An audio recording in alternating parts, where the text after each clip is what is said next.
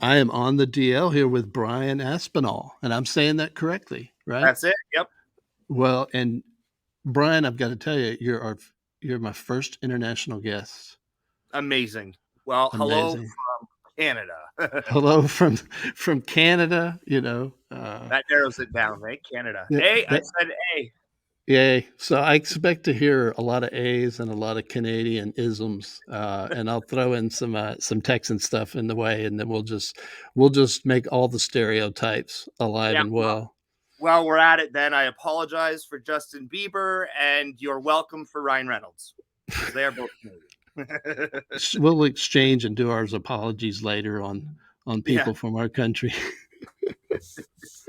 But no, I certainly I know you're a busy man, and I appreciate you being here. But uh, without me kind of going into what I know about you, tell me a little bit about those, especially those who may not know Brian Aspinall, a little about your background, kind of yourself, and what it is you're currently doing. What's your mission right now?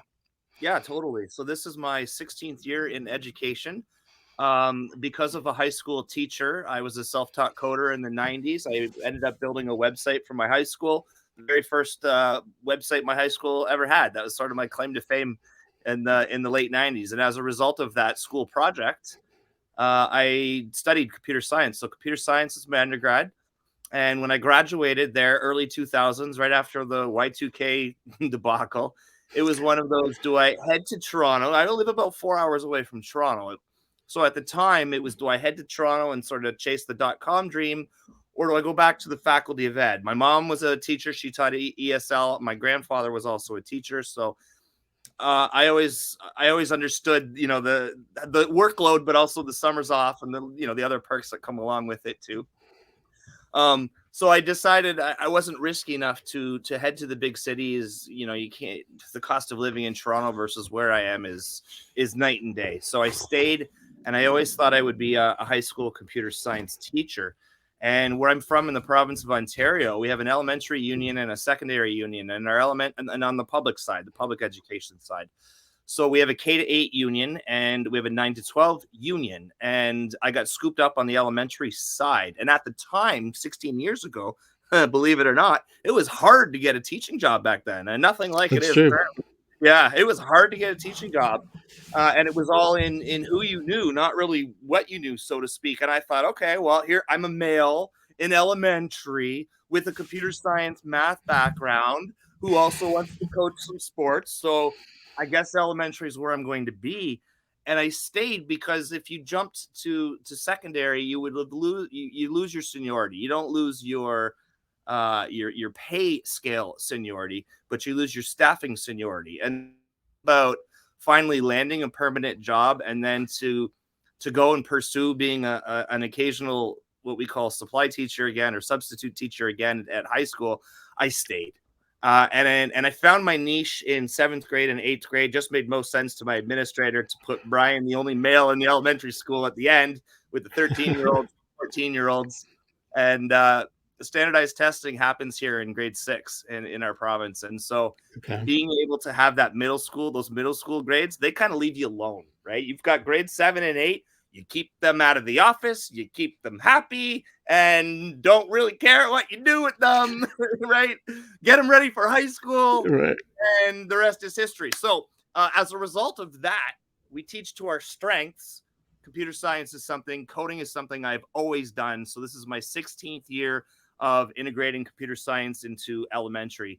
And admittedly, around 2007, 8, 9, the hour of code tidal wave comes, and I grabbed my surfboard and I decided to hop on. I was asked by my province here in Ontario to actually lead a project for the Ministry of Education. So I ended up working for the province.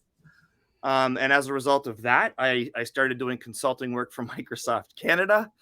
And as a result of that, one of the faculties of ed reached out and said, we have a brand new graduate school program.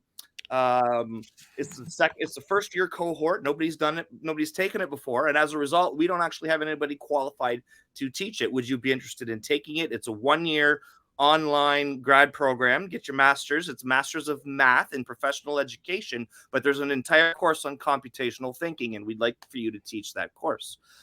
So fast forward to today, Codebreaker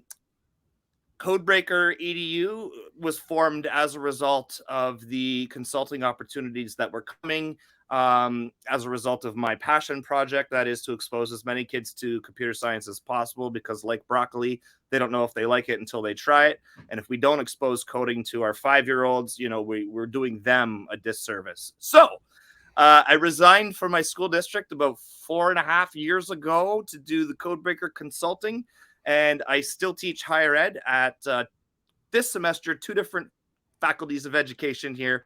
The course is called the Wow. Integration of Information and Computer Technology. Admittedly, they're online courses and they're tech courses, so you'd think they'd be bursting at the seams, but we're kind of sick of remote learning. So enrollment's down right now. That's okay. I kind of need a break as well. But in a nutshell, we do professional development services across the globe, keynote speaking, and then I still teach the faculty of ed. That was the extremely long-winded version of the Cole's notes. I apologize for that. Oh, you do get around because I think the first, yeah, you've been in Alaska this year? Yeah, Yeah, and, funny story there. Funny story there.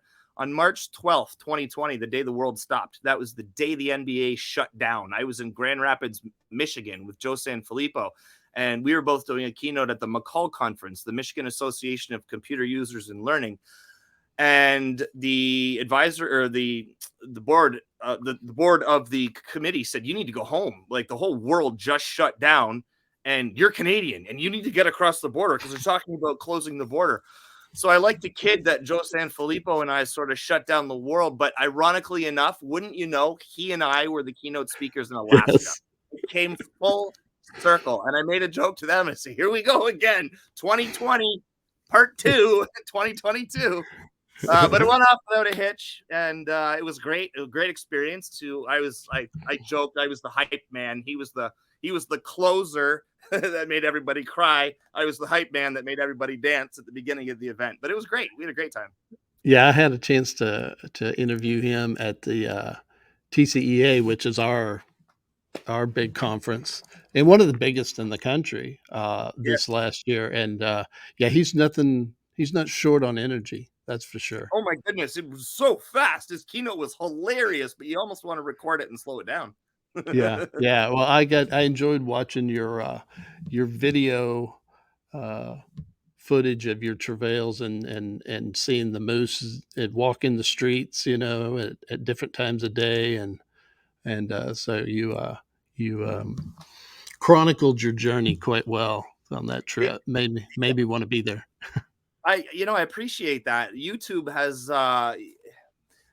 is a creative outlet for me. It's a hobby for me, and I can shamelessly plug my YouTube channel here. Yeah, What I please. do what I do appreciate about what I do on YouTube is I feel like I'm still modeling lifelong learning. My YouTube channel isn't necessarily just about education, but it's about everything that I kind of do, and I use it to to show the educators in my faculty courses that this is my portfolio of learning, and at some point I can actually monetize it if I choose to do so, because it's on YouTube. And I use that coupled with the coding narrative, because when kids learn to code, it never works the first time through. And that challenges us to redefine what it means to fail at school. So I Yeah. use my YouTube channel and the principles of computer science to push back on grades and push back on the grading narrative that we're so heavily focused on, trying to get those teachers in my courses that are new to the profession to already start thinking about feedback over numbers and all those other pieces. Uh, well, Yeah, you're a this. Mhm. man. Well, getting into kind of your wheelhouse, which is STEM and coding. Um, what does that mean to you? And I say that from a personal standpoint because it's not hard to watch either your TED Talks or snippets of what you do that you've got a true passion for what you're doing. Um, and so talk to me a little bit about what you see as the value of those two subjects and how there really are the difference makers for students and for teachers for that matter. Yes, I think that the STEM world provides a bit of equity. It provides a heck of a lot of opportunity. I come from a town of 2,000 people. There was 12 people in my grade 12 graduating class when I graduated high school. I've since moved back to the community in which I'm from, and I'm actually very close with the high school teacher that let me build that first website in the 90s. And so it's become a passion for me that it again is a matter of exposure. It's a matter of we don't teach all kids phys ed thinking they're going to be athletes. We don't teach all kids writing thinking they're going to be authors. I don't think every kid's going to go out there and be a computer scientist, but maybe they're going to find their passions as a result of that journey. Maybe they're going to be inspired by how passionate I am about it. I want our young people to recognize that just because you're from a small town doesn't mean you don't stand a chance. Um, I think that as is everything in the world, there's a pendulum swing, and I think we're heading back to a hardware era. And what I mean is, like in the 90s, we saw hardware computing was a thing, and then in the 2000s, again, it almost went software side with the Microsoft, Hmm. Office suites. The App Store was born. Well, now we're looking at IoT, Internet of Things, and so I think we're heading that the pendulum is swinging back. And I do believe the Ubers and the Airbnb app era generation is going to move to the hardware side. Let's pick on the restaurant industry because we know robots could have been working at McDonald's forever already, but we didn't want to take jobs from people. Well, Right. coming out of a pandemic, people don't want those jobs anymore. So now is the time for us to see artificial intelligence, especially in the restaurant industry. Now, with regards to exposing kids to this, because of Internet of Things and IoT, I think our next best invention, whether it be software, hardware, whatever, is probably going to be some kind of Internet of Thing gadget. And our young people are going to be the ones that create it to solve authentic problems either in their own world or, in their community. Um, and then again, I think we'll see the software end again coming out the other side. Somebody is going to create some kind of hardware that everybody is going to want, and then as a result, it's going to open up a whole new medium, a whole new app store, if you will. So, number one, I'm incredibly passionate about it because I know what it's done for me, but I also have seen what it has done for a lot of students in my classroom. And I don't ever want to put kids in a box, but let's say student A is identified gifted and needs extra challenges in my class. STEM Okay. is going to STEM is going to provide that. And let's say now I have student B who might come with an IEP and identified with some learning disabilities. Well, STEM is going to provide some opportunities for success. In my mind, it's this sandbox of learning where the differentiation lends itself naturally. I find the deeper I go with project based learning, particularly with STEM, the less time I'm standing at the photocopy machine. And in fact, the more time I find myself standing at the Keurig machine as my students are busy doing, their own passion projects that are rooted in both physical computing as well as coding and as well as arts and STEAM and all the other pieces that are involved with that. But I do believe, not that you asked, a big Okay. barrier to this approach is the grading narrative. We continue to preach taking risks and embracing failure when we predominantly work and live in a system in which failure is punished. And that gets worse as we Exactly go up right. grades. That gets worse as we go up through the grades. So how do you encourage an 11th grade student to risk in their own learning when all they're focused on is the next? Because we've been time and time again in school, we use school as a vehicle to teach them to go to more school and to do more school. And so if post-secondary education is my goal, I'm not taking a risk in grade 11 because I know what I need to do to get to the next place. We recently did a survey with our student body about engagement, and we found that it was a backward check mark correlation. And we found that students in kindergarten loved to come to school. I'm going to try and do a Hmm. mirror image now. How do I do this? This way. Students in kindergarten I'm love following you. school. And as we go through the grades, it started to get less and less and less. But it plateaued. in terms of the student data, and it started to climb again at the end. And we realized the correlation between kindergarten and here, try doing this in the mirror, folks, is the element of student choice. Kids get choice when they're 5 years old, and kids get choice when they're 15, with electives in high school. And we found that to be incredibly powerful data. You talk about the whole grading thing and taking risks. We tell teachers to do the same thing, and with data, it's kind of the same. You know, how do you? They don't always feel the grace to take that risk. Mm-hmm.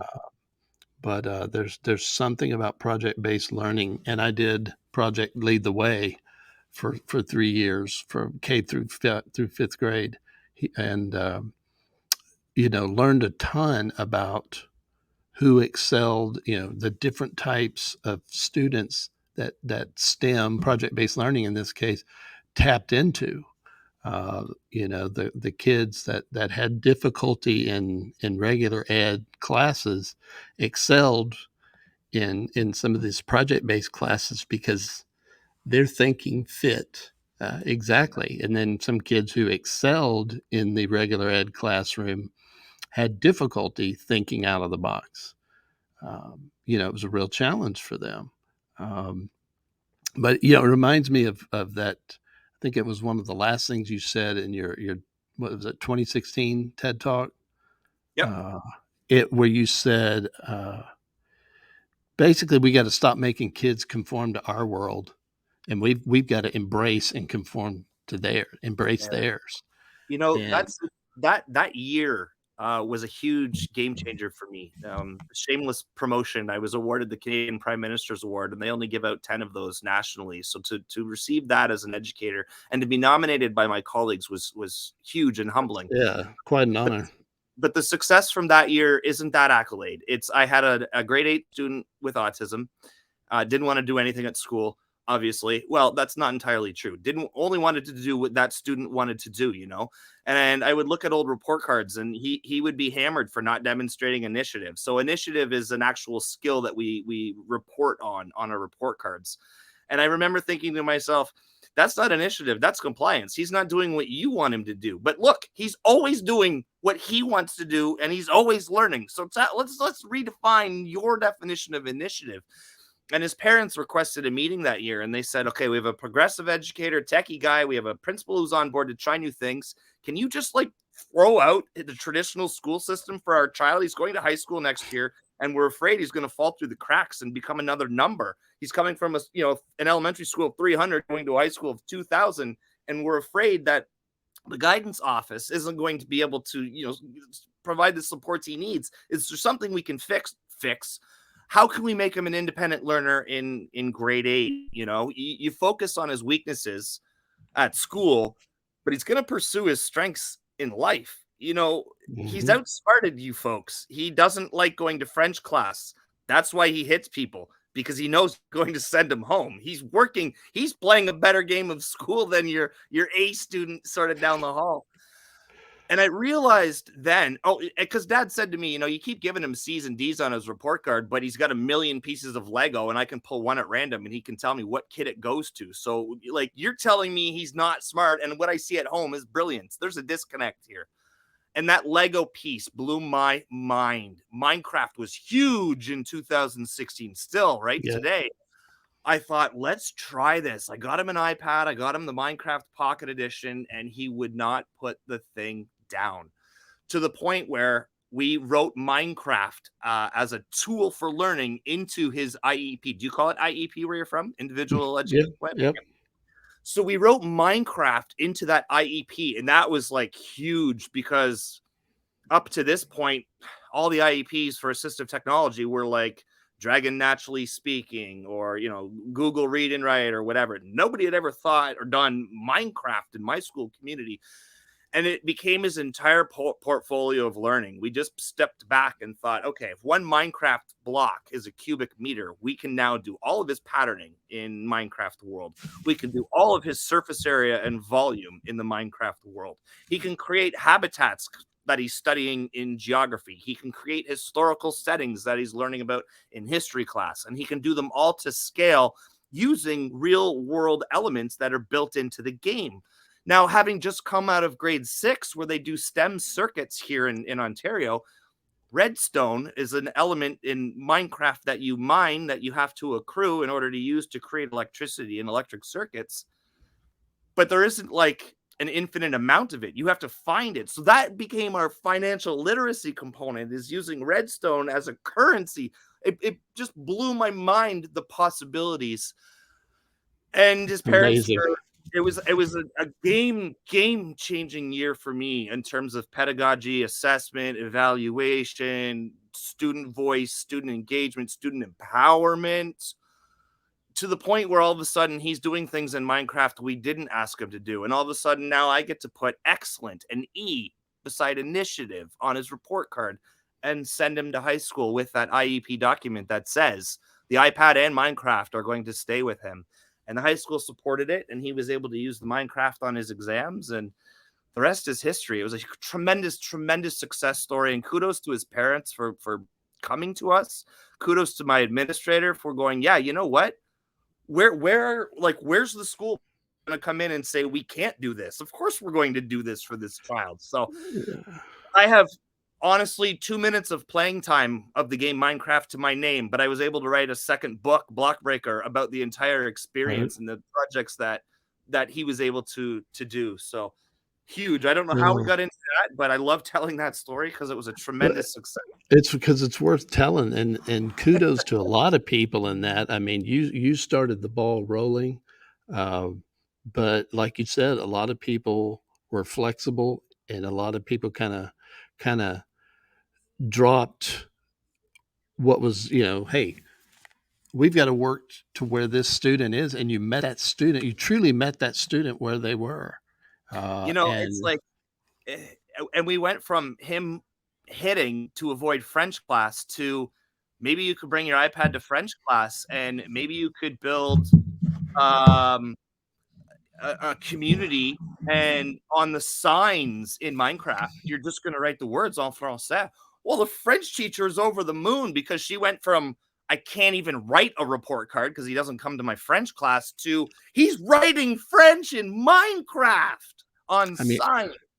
I get no, It I just happened. I just get this picture of this giant locked door that has been unlocked, and the gates open for this student. And what will be so interesting if you're able to do it is to find out, like make a block breaker 2 to find out where this kiddo ends up. Because truly, I think, the impact you and the other stakeholders that you mentioned, I mean, that really changed that kiddo's life. And which brings me to that light bulb. I mean, just seeing you talk and hearing you talk about that, the light bulb comes on for you when you're talking about kids like that. And so that's clearly what something that drives you and drives what you do. Um, A so thousand percent, 1,000%. I think that there's students that are going to go to higher ed and they're going to need our support along the way. But in theory, and truthfully, they don't. They know the game of school. They know what they need to do to get to the end. They know in certain classes that I just have to regurgitate what said teacher said so I can get 95 so I can go on to the next. Whereas students like his name was Connell, students like Connell, um, they don't get that similar experience. They don't know how to play the game of school. And number two, the system tells them at a very early age that there's something wrong with them, quote unquote, that they learn differently from other folks. And then we try and support and encourage them and say, yeah, but everybody learns a little bit differently. Well, these students are like, okay, but how come I have to go to the resource center, 45 minutes a day when the other students don't? And I just made it a mission in my class, my actual homeroom classroom, that you don't need to go to guidance because we're going to create guidance in the corner of the room. And everybody is going to need guidance in this classroom at some point in time, and try to just make it as inclusive as possible. Number one. And number two, what I found was on the topic of blocks, like block-based coding, very, very, very challenging for my quote unquote gifted, identified gifted students. What I appreciated about that is they're used to getting 90s. They're used to getting things correct. They're used to getting Mhm. answers. They're comfortable with putting their hand up. They want the teacher to call on them. And then then I plunk them into an open-ended inquiry project environment, something like Scratch, where all of a sudden it's not binary. And that's my joke. It's not right or wrong. You're creating content now. And that throws them for a loop because they're so accustomed to providing right answers and then getting a sticker. And it's not going to happen in this experience. I want you to now feel uh, failure, if you will. I want you to feel the experience of something not working properly, and you're going to feel that learning to code. It's not going to work the way you think it's going to work, and we're going to explore real trial and error and making observations and making predictions and changing variables and really demonstrate a sense of mastery versus a sense of correct. Math is that subject area, traditionally scored based on a quantity of correct answers. um Yet the people that invented Scratch come from MIT Media Lab, and they were math professors trying to promote kinesthetic play using computer science. So Well, yeah. I find it does level the playing field, so to speak. I'll just very, very quickly, for those that are Yeah. listening, focus on, say, probability. I could have a gifted student create a spinner app with 7 outcomes that's actually going to calculate the experimental probability of performing the experiment, say, 10 times. And then I might have another student with an IEP who's on some accommodations or modifications who might build a simple coin flipper. But at the end of the day, they both built an app that demonstrates a game of chance. And who am I to say just because your game only had 2 outcomes, it's a 65 versus his or her game that had 6 outcomes? No, you both demonstrated mastery of probability, and you were met where you needed to be met. Yes. The sticking point is, at the end of the day, I still have to quantify these two experiences. And if you've got, the family that's used to getting A's and the family that's used to getting D's, now everybody's getting A's. It shows just how trivial that letter grade actually is. You just exposed it. Yeah, a little bit. Oh my gosh. Yes. Yeah. I could go on all day for that. You just well, you touched on something there that was kind of my next question. In when you're talking in your TED talk about the different hacks, and you're talking about one of them was embracing failure. And when I was in the classroom, I found myself leaning on that a lot because I came to education after 10 years in graphic design and advertising. And so I had some life experience outside the classroom. And so I kind of there's that Now, there you go. I came to them wanting with a sense of talking to them about failure, and that failure is part of the learning process, you know. Because I think during my time in education, a lot of times I felt like, you know, perfection was the measuring stick. And just tell me, I mean, so that it to me like that's what you're hitting on there with the embracing failure is that it's not only something that hits you in life, yeah. trial and error. It's part of the learning process, and I tried to teach kids that it was not a, a mistake or a failure, air quotes failure was not necessarily a death sentence, you Hmm. know, but it was actually could be the springboard to something else. And you talked in the you talk about Angry Birds, being the what was it, the 52nd, Yeah, like you know? 47th app Rovio ever built. Yeah, They you spent know, 6 years in mom's garage building apps that didn't go anywhere.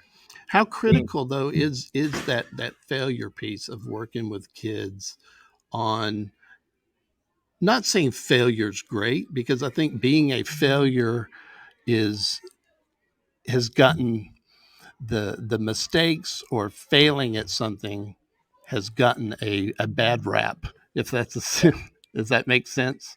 Um, absolutely, school is all about finding correct answers.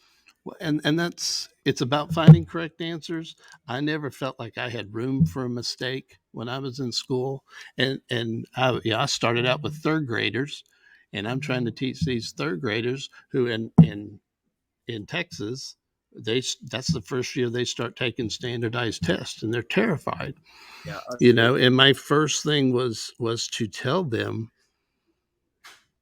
you know, life is going to go on. You know, don't let the test be more scary than it is.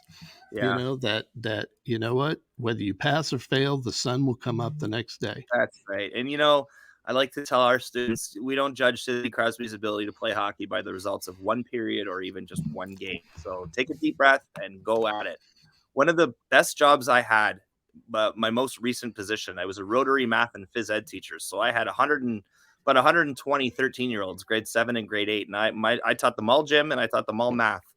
And I remember sitting and we were doing basketball, and I remember thinking to myself, I don't put all of my students on the foul line.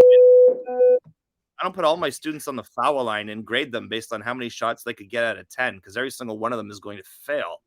I'm teaching them how to make a foul shot, and it's very procedural and it's a process, just like coding. So then, why in math class am I giving kids the same, find the area of these 10 circles and scoring it based on how many they got right?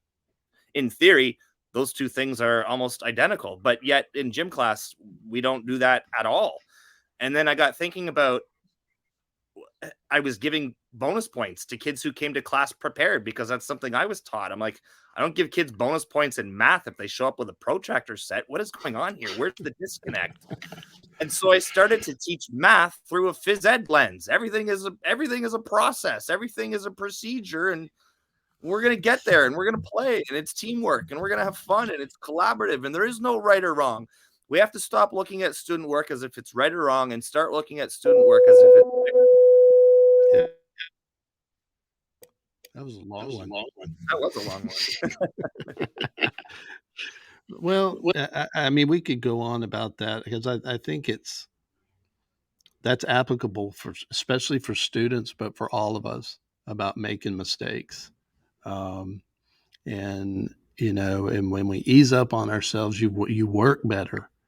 Yeah. You work better when you don't feel like this is my one shot.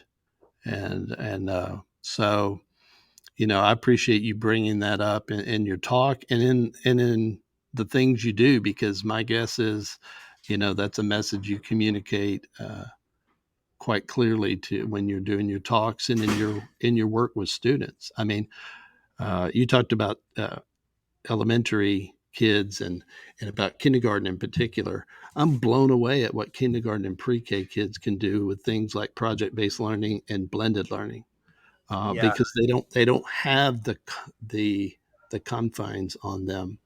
You know, they don't know that they're not supposed to be free, to Yep. free thinkers, and Yep.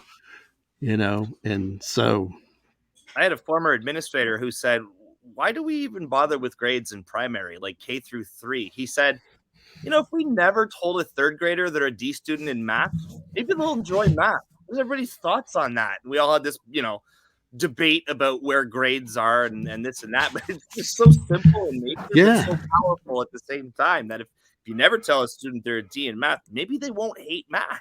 And that's half the battle, right? Half the battle is this conceived the notion of what people believe or what kids believe, or even parents too, who, I was never good at math. Okay, well, you're spreading math anxiety.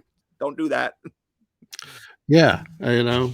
Well, you know, I think we you called hacking the classroom was your talk, and I think you're hacking the kindergarten classroom a lot these days. But I guess we keep hacking away at it until we get that notion one day at a time.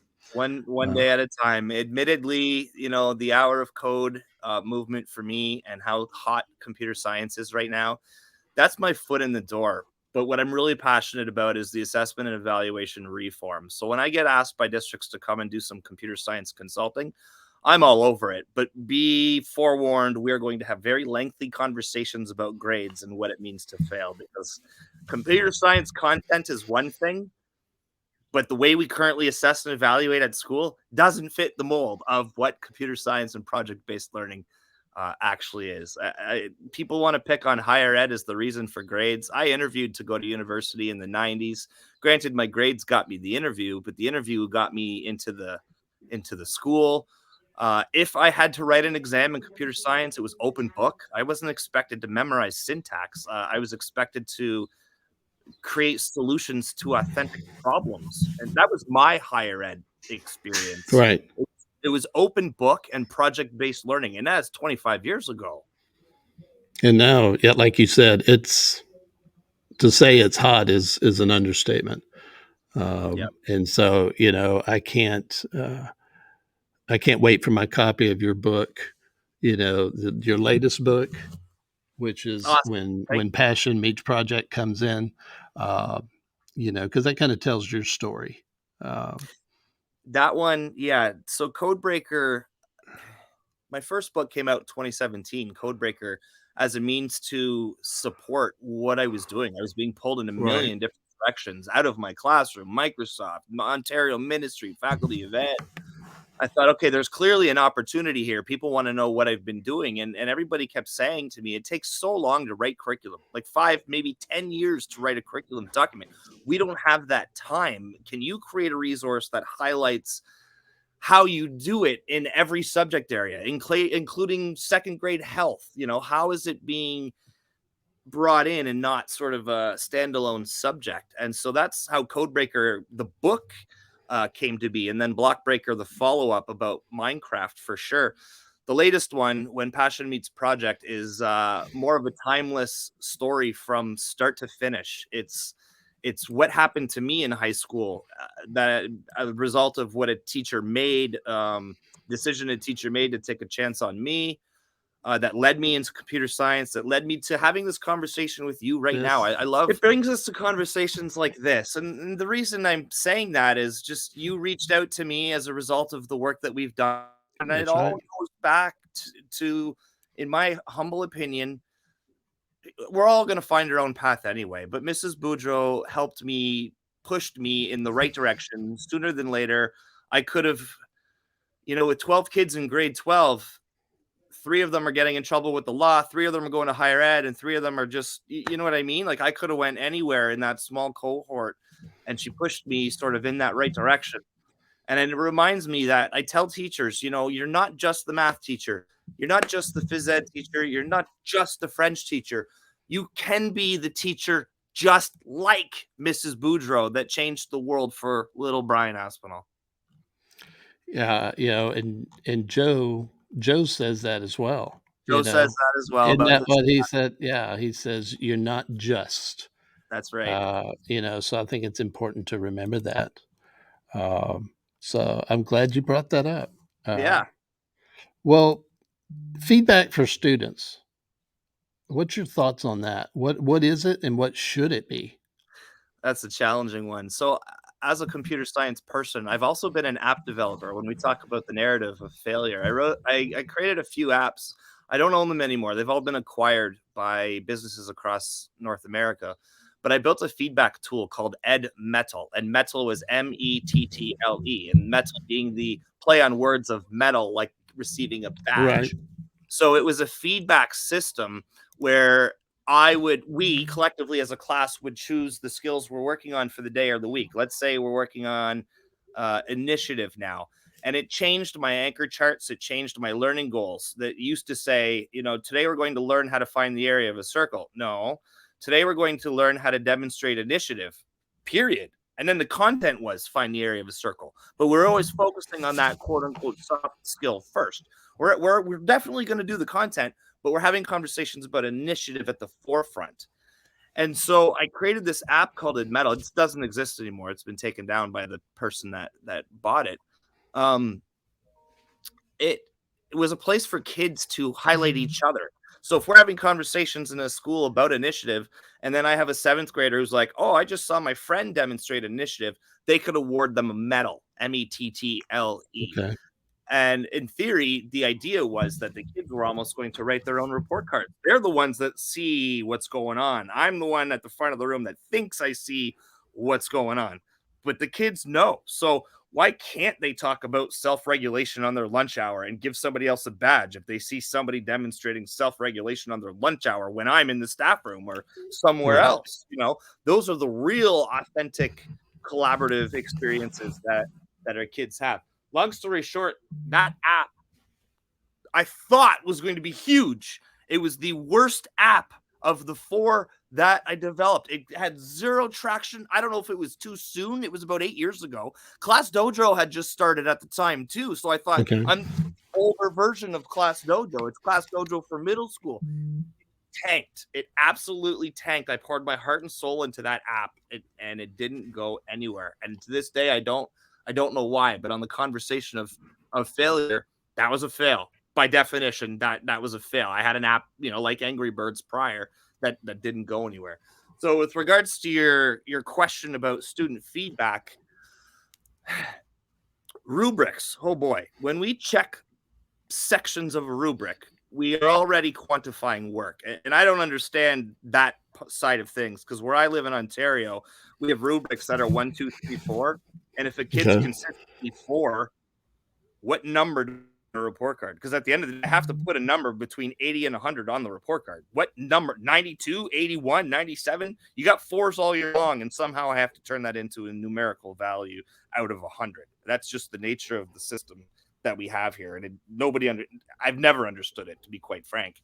But sometimes I think rubrics, we often put a lot of next steps, and it tells kids what they didn't do right. Melissa Dean, one of Yeah. our authors of Unravel School, really blew my mind with the concept of assessment and evaluation. She does like single point rubrics, but it tells the kid what they did well, what they did right, and where to then sort of go with it rather than what they did wrong and what needs to be fixed. How to And build on what they've done right. yeah, and just some simple word choice and looking at it. I think back to the student I had with autism, just we're doing the same thing, but we're Yeah.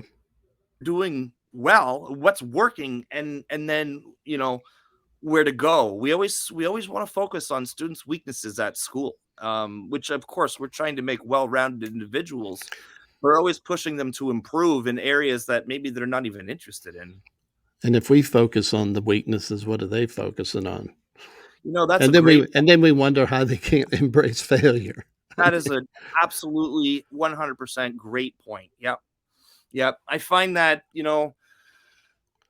if I would let student work pile up, say a week or two, particularly in math, I wouldn't even bother grading it anymore because I read an article in university that talked about humans by nature, if they do something and no one corrects them, as time goes on, the brain just assumes that it was right. And so after 2 weeks, I'm not going to give these kids this work back and say, you got to go fix your mistakes.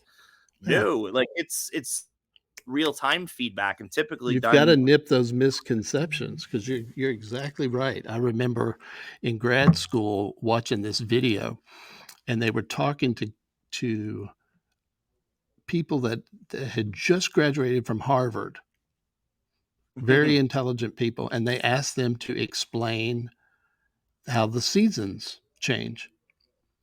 And every single one of them, Brian, was wrong. But it what it taught is that when they went back to something that, in the United States is taught third to fifth grade, it's not really taught again. And if that misconception is not taken care of right then, how far it can go. Isn't that wild? Yeah, exactly. Yeah, it blew me away, and it really just made that point come alive. So, so you've written, I think I'm short a book, 6 books. Have uh, you written 6 books plus some children's books, right? I've written 4 quote unquote adult teacher books, if you will. And I'm the co-author on 2 kids books. What Okay, so I happened? had it right, 6, but Oh yeah, 6 total, of course. Yes, yes. The kid books came to be filling a void. We're trying to do all this work with computational thinking in our elementary school, and I just couldn't find these read alouds. I couldn't find anything. So they came to be to model the process of problem solving, model the process of design thinking, model the process of computational thinking by using these read alouds, because they're read alouds and they're think alouds, but they also come with lesson plans, that teachers can do right away. So you've got the read aloud and now you've got the content. And the reason that those books came to life is because again, doing all this professional development work, I love, and I love providing these books to teachers to read. But now we're able to provide sort of artifacts that our younger grades can actually do the very next day. you said a keyword there, computational thinking versus in addition to mathematical thinking. Yep, Uh, there's a difference. there's a difference. There's a lot of correlations, giant Venn diagram. There's a lot of overlap. Um, in my brain, computational thinking is, and I know that online you can Google it and people will tell you it's this step by step thing that you follow. And I think that it's a little bit more vague than that. I think it's understanding how our technology works, understanding how to use it to make our life better, understanding how to use it to solve authentic problems, and understanding how to use it to be more efficient in our day-to-day tasks is ultimately the goal, I think, of computational thinking. And it's here to stay. It's not really a new buzzword by any means. It's been around for decades. Right. um, but as you know, as we all know, 5 years ago it was, I can't wait to be a one-to-one classroom, and now in most parts we're like 3-to-1 in some places. We still have some work to do there, but the truth is that there hardly are classrooms left, at least in North America, that don't have a set of iPads. Yeah. Yeah. Isn't it? You think about 5 years ago, just in so many things, what has changed, uh, you know, just since the COVID time, you know, uh, COVID Yeah, changed so many things, especially in education. I appreciate. I'm not going to celebrate a pandemic, but No, appreciate I'm going to appreciate the death of the higher ed lecture as a result of a pandemic. I'll leave it as having kids that just finished, um, I sat there and as they're sitting on the couch, they're home, that. Mhm. from college, but they're still having to listen to the lectures. They haven't died completely, but it sure has radically changed the college lecture. For sure. I had a really progressive superintendent in 2007. In 2007, we were one-to-one iPads at my school. I couldn't, like, my district rather. Huge project. They were dropped in the 7th graders' hands, and the idea was that iPad's going to follow you through 12th grade as long as you stay in our school district. So a kid now is handed a device, a school-provided device in 7th grade that they get to use for the next 5 years. And if the life cycle of an iPad is only 2 or 3, iPads get replaced anyway. Right, So right. in year 2 of the project, those students are now in 8th grade, and the new crop of 7s got iPads. So here I am teaching rotary math and phys ed with one-to-one iPads completely across grade 7 and grade 8. That's not the important part of the story. The important part of the story is my high schools still have an exam policy. Our district still has an exam policy. It was written, at the beginning of time in terms of education. And kudos to my superintendent that stood up in front of the principal's council meeting and said to the high school principals, I'm not asking you to ask your staff to change the exams. That's a little bit too disruptive. But I'm telling you right now that I just spent $200 million on iPads, and those iPads will be used in high school on those exams. End of story. Just left it there. Well, we're all looking around going, he just crushed the knowledge and understanding part of exams. He just crushed memorization, completely crushed it. Because if you can Google the answer, the kids are Googling the answer on the exam. That's also showing how arbitrary the grades in the exam, actually are. Huge. Holy smoke. 15 years ago, we were doing that. And that really helped set me on my path. But it really, again, it really got us all thinking. We had ninth grade colleagues that were doing gradeless classrooms now in high school, and their argument was, well, my kids aren't going to university next year; they have 4 more years, so I can get away with no grades in grade 9. And it just continued to grow and grow and grow and the snowball, right? It just got bigger and bigger and bigger and bigger. But kudos to that superintendent to make that move where no, I'm not asking you, I'm not telling you to stop doing exams. What I'm telling you is that's a board provided device that's going to be right beside that kid during the exam. Nah, change is a coming. Change Yep. is a coming. So, just once again, I appreciate the work you and the members of your company are doing, because it's making a difference. I know there's probably some days, just like with all of us, you come home and you go, "Am I making a difference?" But I believe you are, and kudos to you for that. If a group, district, or organization wants to reach out to you and Codebreaker Inc. to speak to their students or work with their staff, how do they do that? Yeah, you know what? Simple email to me, simple email to our Codebreaker. So codebreakeredu.com is the consulting publishing website. BrianAspinall.com is my blog. MrAspinall.com is sort of my CV resume and my email address. I'm an Right. open book. You can Google me till you're blue in the face if you want. There's a lot of content out there, but shoot us an email. We do work with a few speakers bureaus, but we're not exclusive to anybody. If anybody just wants us to come out and do some professional learning of all grades, K through 12. So if I can do one more little shameless plug, Go right March ahead.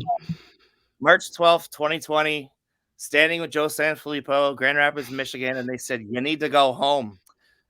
That was the day my whole world unfolded in front of my eyes. I had already resigned from my elementary classroom and was pursuing consulting full time. I was still teaching higher ed, but as we know, higher ed does not pay the bills, especially if you have 1 or 2 courses. It is not going to carry your mortgage.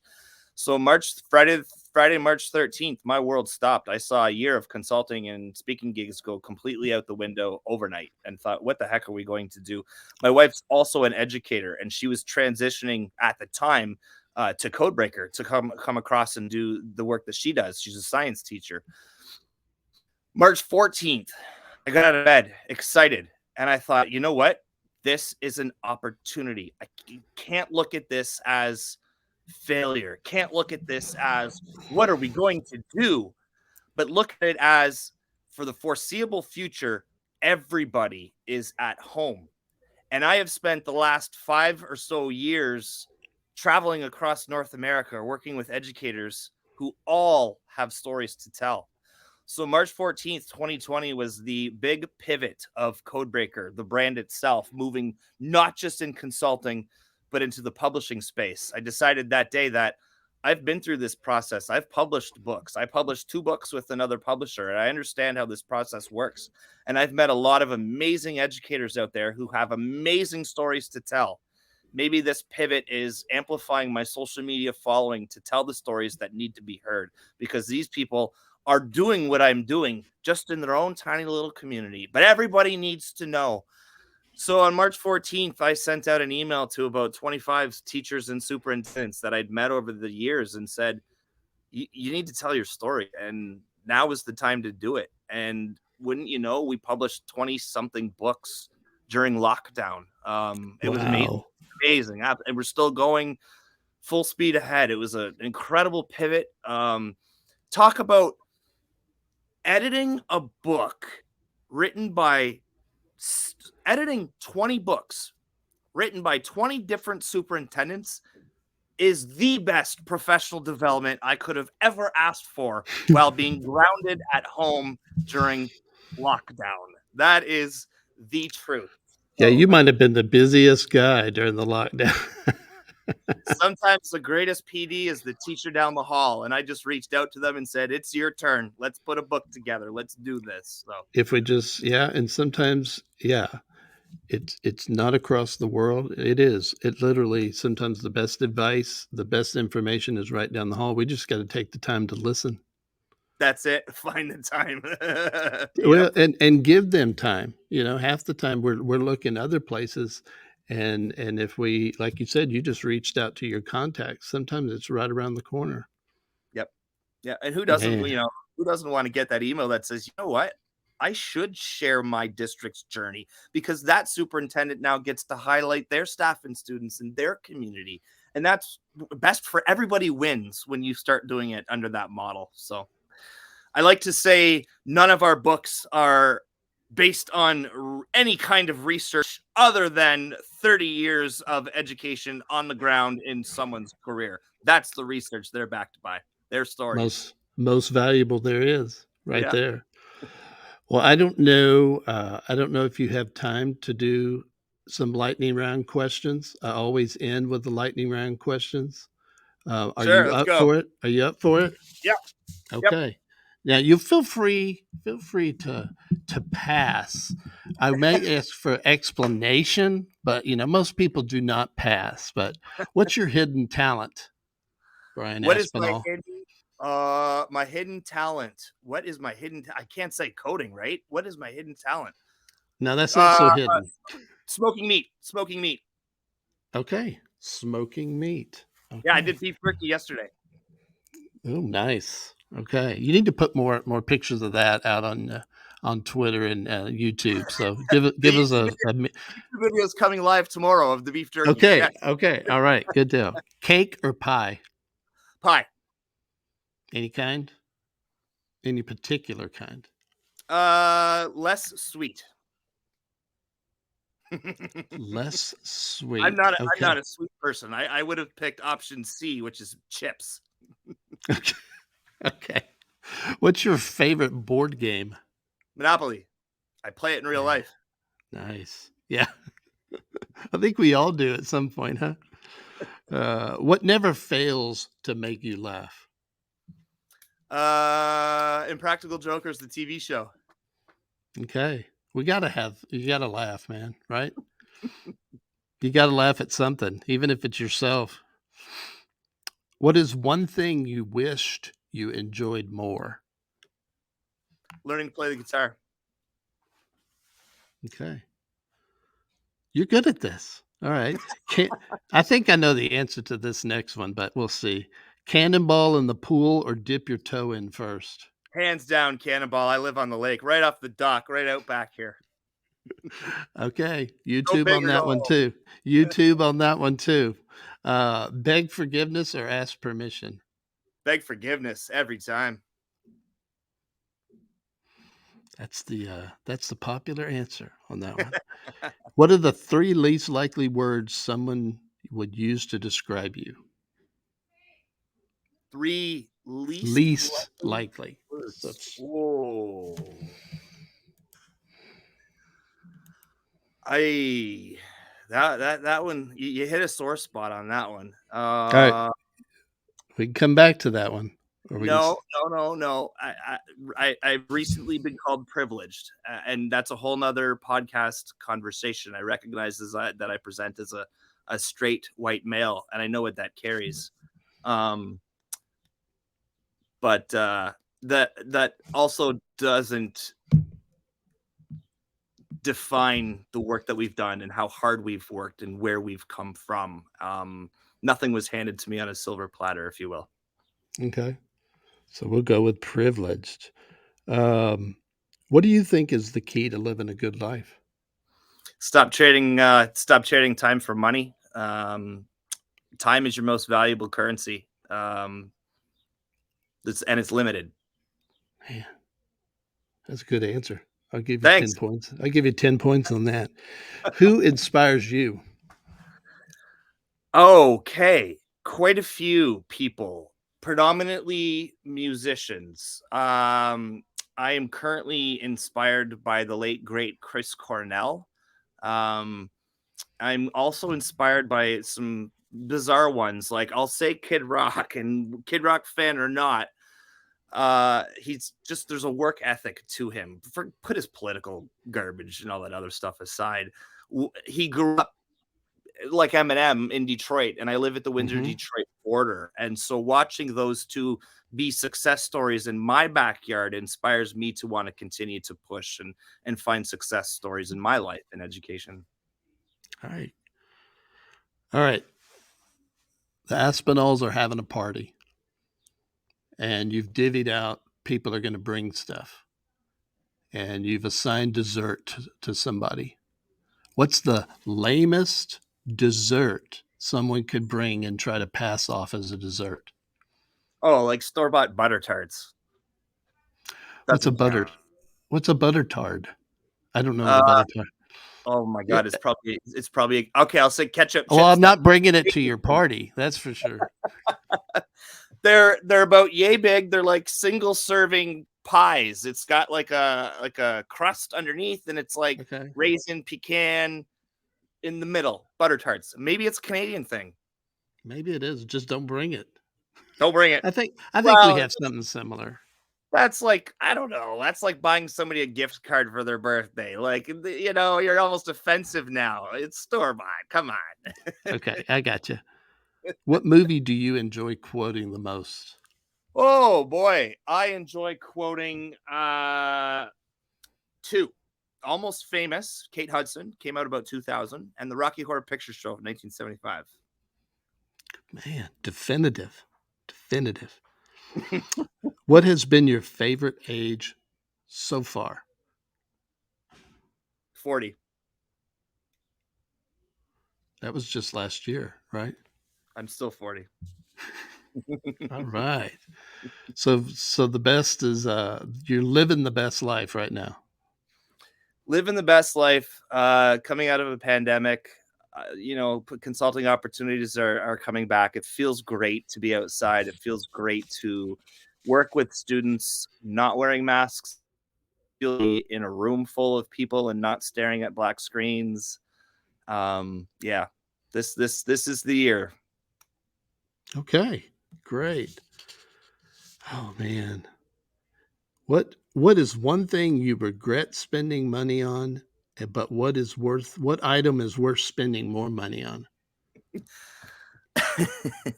My drone.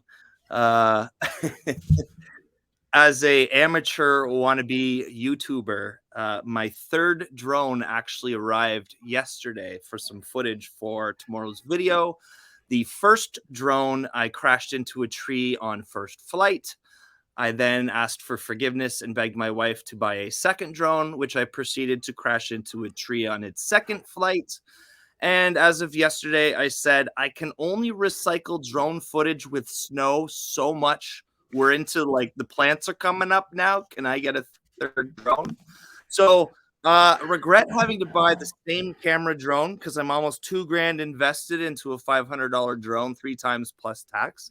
But it's also a unique item that I would spend more money on to have the ones that like follow you. My drone doesn't do that. So you can like get in the car and it'll like hover and follow you driving. I have to Oh manually. wow. Yeah. Well, I love the fact that you rolled the same item to answer both questions. Oh, have you already made I'm going back to your cannonball question answer and then in your meat smoking. Have you already made the meat smoking video? It's made. It's when we get off this call, I'm giving it a once over watch and I'm going to upload it overnight. It'll be live tomorrow morning, 6 o'clock Eastern Standard. All right. So everybody be looking for that one.